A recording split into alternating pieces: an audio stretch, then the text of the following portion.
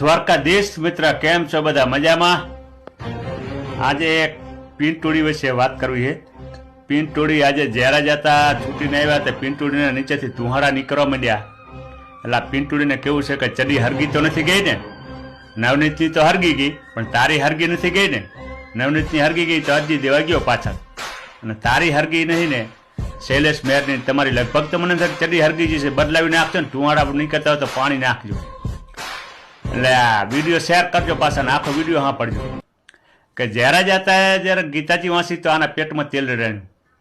કેને? પીંટોળીને, કાર્ય બલાડાને.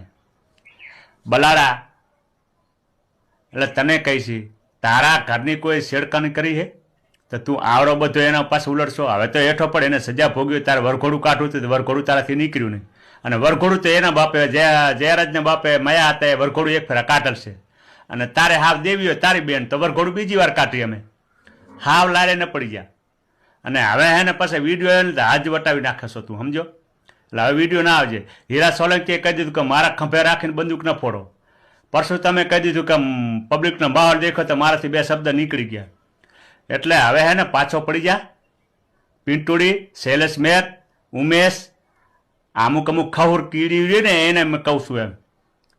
એટલે હે ને પાછા હટી જાવ, એમાં મજા છે. અને આજે આ પીંટોળીને તો તારે જરૂર હોય તો કુરકુરિયા બીજા મંગાવી. બાકી કુરકુરિયા ખા, મકાઈના ડોડા ખા. મકાઈના ડોડા ખાતા ને એમાં વાંદરા જેવો લાગશો, સમજો મિશ્રા? એટલે વિડીયો શેર કરજો. જય દ્વારકાધીશ.